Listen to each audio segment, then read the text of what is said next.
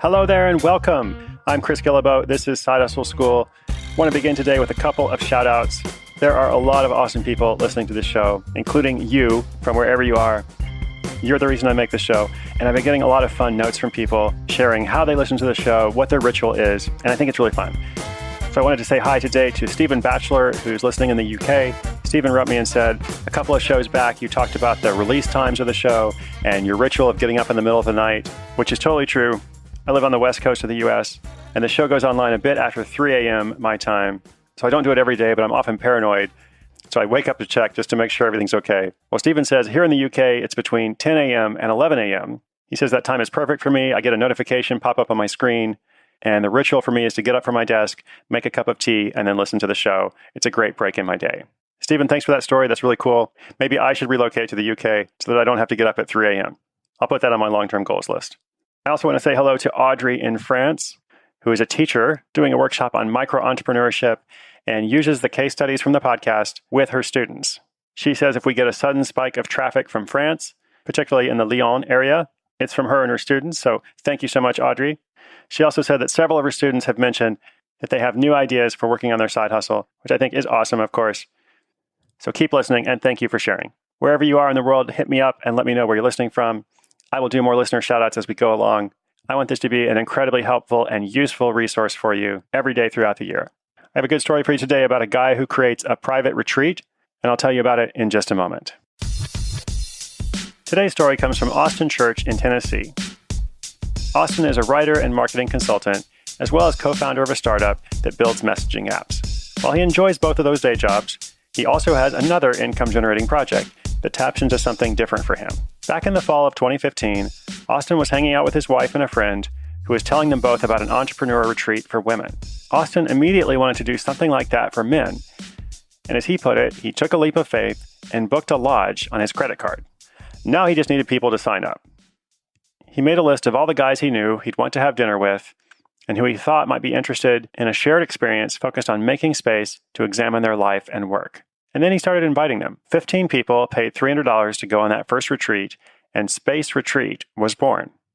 He chose the name to match the vision, which was all about helping attendees create more space in their lives. It wasn't all about profit for him, it was about the experience. He invested in training at an independent coffee shop and bought high-end coffee-making equipment. He picked out expensive wines, craft beers, and unique whiskeys to pair with the meals created by the personal chef he hired for the weekend. In other words, he curated and created a high-end experience. And instead of making money on that first retreat, he actually lost more than $400. But from that first weekend, he got photographs of the event and amazing feedback from all the guests. Everyone who attended talked about how having the space and time to reflect led to clarity on what they value and what they want in their life. Even just a short time away was enough to create meaningful change. So Austin knew he was onto something.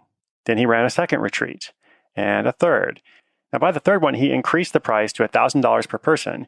And interestingly enough, even though that price was so much higher, it was easier to sell than the first one. With the photos and testimonials from past attendees, it practically sold itself. Austin continued to be fanatical about quality. At that point, he could have made $4,000 in profit from the retreat, but once again, he decided to invest in creating an amazing experience. So this time he bought nice glassware. He built out the craft cocktail list even further. He paid for a videographer to come document the experience to promote future retreats. And as he put it, he was building up to profitability without sacrificing the quality. He felt like he was building a brand. This is definitely not a full-time project for him. Based on his workload from his 2 busy day jobs, he's decided that he can realistically run 4 retreats a year. Since he invested so much of the profits from the first year into cultivating the experience, he now estimates that he can clear about $5,000 per event going forward for about $20,000 a year. At this point, the retreats are so popular that people need to either fill out an application or be referred to him to be accepted. A side benefit of these retreats has been that several attendees have hired Austin for marketing consulting gigs, one of those day jobs he has. He also truly enjoys putting on the retreats and attending them himself. Not only do the attendees get something from the weekends, but Austin also comes away with a greater clarity and deeper sense of purpose that he then takes back with him until 3 months goes by and it's time for another retreat. So what can we learn from Austin's experience?